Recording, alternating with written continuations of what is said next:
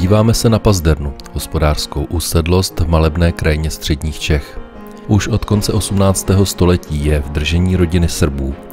Její historii známe díky ojedinělému rodokmenu sestavenému příslušníky rodu v roce 1936 a dodnes doplňovanému jejich potomky.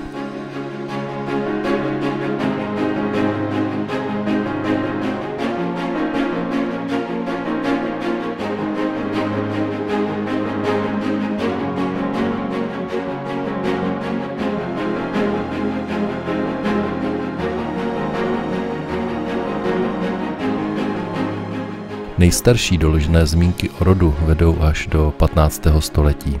Na Pazdernu přichází Srbové před koncem století 18. V únoru 1783 bratři Václav a Tomáš Srbovi pojali za manželky dcery místního hostinského Václava Kautského. Zatímco Tomáš si ženu odvádí na otcovu usedlost v Žalově, starší z bratrů Václav dobrovolně zůstává na Pazderně.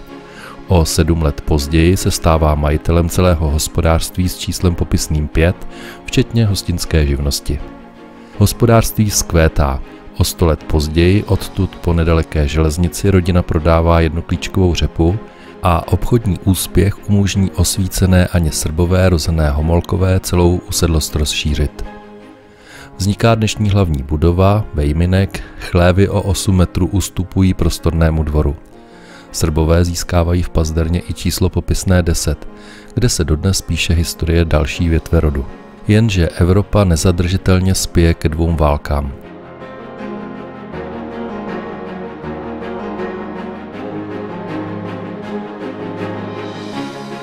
V té druhé se na Pazderně nacistům za zády na černo šrotuje mouka pro sousedy. Poválečnou radost střídá únor 48 a s ním i konec prosperity soukromého hospodaření.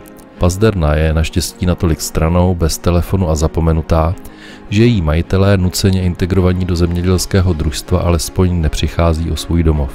Stavby ale chátrají, dobytek se přesouvá jinam. Pazderna se stává pouhým stínem zašlé slávy.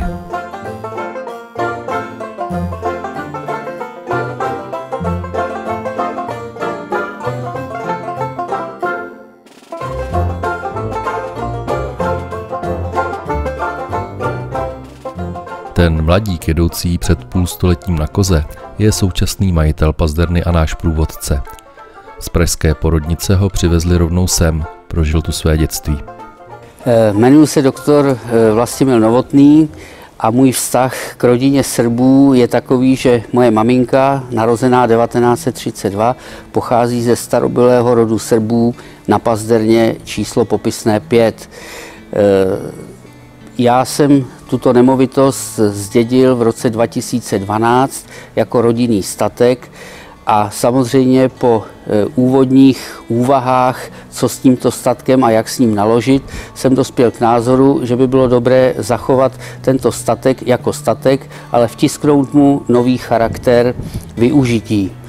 Spojil jsem se v sousedství s paní Majerovou, která zde má na Pazderně již 30leté kořeny a provozuje zde jezdecký sport, a nabízl jsem jí spolupráci, že bychom zde vytvořili pro jezdecký oddíl zázemí a vytvořili zde zázemí i pro koně, to znamená využili bychom stodolu, skladovací prostory a v původních stájích jsme vybudovali nové moderní boxy.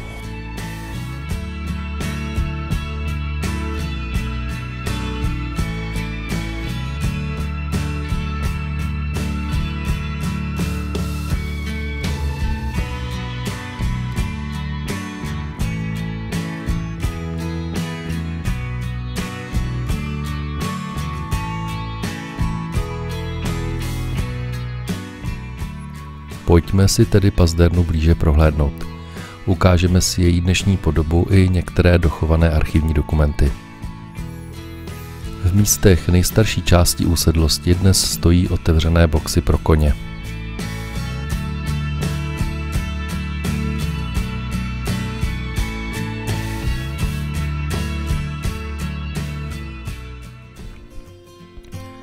Hlavní budova dokončená v roce 1875.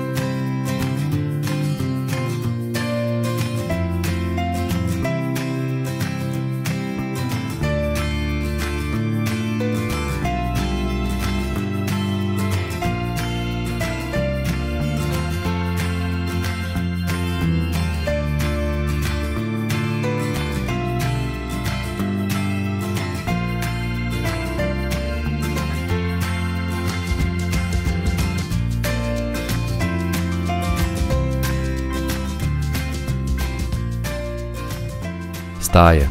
Dnešní čelní zeď bývala dříve zdí zadní. Stáje byly o celou šířku budovy posunuty v roce 1904 směrem od obytné části. Bylo tím dosaženo zvětšení dvora.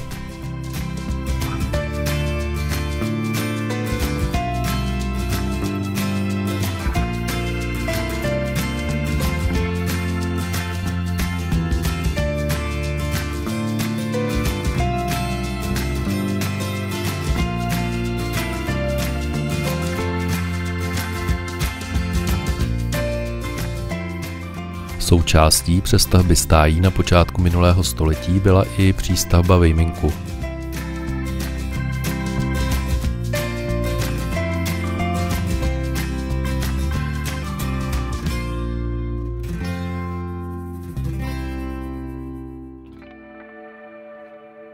Současná rekonstrukce neopomněla ani půdní prostory.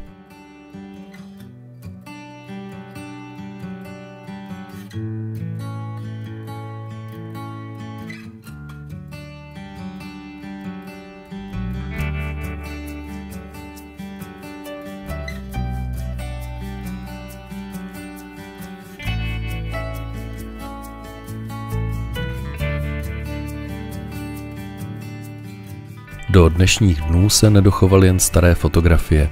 Události zaznamenával i filmový pás.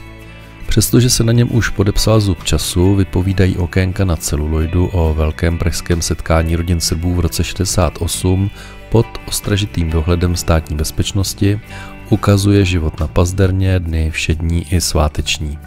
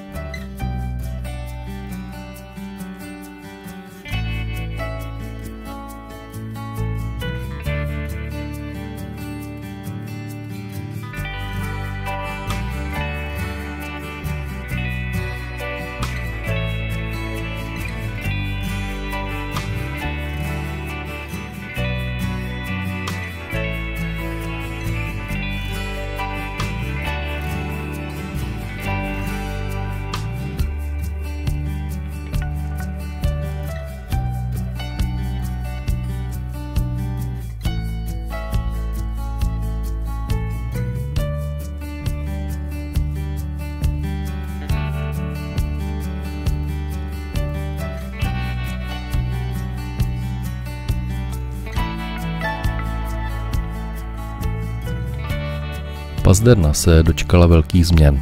Rekonstrukce nastartovala v srpnu 2013 a původně jsme se domnívali, že zrekonstruujeme pouze stáje, ale pak při bližším ohledání celkového objektu nám bylo jasné, že musíme tuto rekonstrukci pojmout poměrně velkoryse a vybudovat z ní moderní usedlost, která dneska je vybavená centrálním vytápěním, má vlastní zdroj vody a samozřejmě jsou zde vybudovaná nová hygienická a sociální zařízení. Tato zařízení jsou dneska součástí zázemí pro jezdecký oddíl zde na Pazderně a nové boxy, které byly vybudovány, splňují moderní požadavky na ustájení sportovních koní. Co bylo z dnešního pohledu na celé rekonstrukci nejtěžší? Tak samozřejmě to nejtěžší bylo zachovat charakter toho statku, zachovat původní zdivo a vytvořit ho tak, aby bylo odolné vůči povětrnostním vlivům.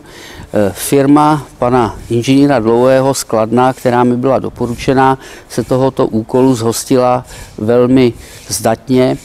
Sami můžete vidět na záběrech, že původní kamenné zdivo bylo obnoveno, očištěno a k jeho ochraně jsme použili nátěr vodním sklem. Dále samozřejmě bylo nutné obnovit a renovovat veškerá vrata a dveře, protože samozřejmě tato usedlost, ta hlavní budova, byla vybudována v roce 1875, stáje byly v roce 1904 dokončeny a veškeré vybavení pocházelo z tohoto roku. Podařilo se při opravách najít nějakou zajímavost z minulosti, něco se vztahem k vašim předkům? Já myslím, že na fotografiích, které jsou k dispozici, tak určitě teda byla spousta věcí, ale vysloveně, že bychom zde měli nějakou historickou vzácnost, to nemohu říct. Největší vzácností, která je rodokmen Srbů, který vlastně vzniknul již před druhou světovou válkou a příslušníci rodu Srbů, kteří pracovali poměrně ve vysokých státních funkcích a měli přístup k matrikám, se zhostili tohoto úkolu velmi pěkně. Při prohlídce opravené nemovitosti jsme zastihli i maminku doktora Novotného, paní Marii Novotnou, rozenou Srbovou. Ta dnes dál pečuje o rodokmen větve Srbů z Pazderny.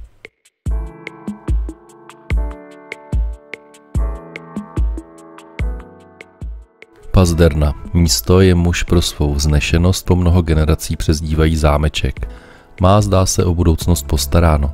Vrátila se sem zašlá sláva i prosperita. Důstojný život tu společně nalézají lidé i zvířata. A to díky dalším generacím potomků rodiny Srbů, kteří na tato místa poprvé vstoupili před necelým čtvrt tisíciletím.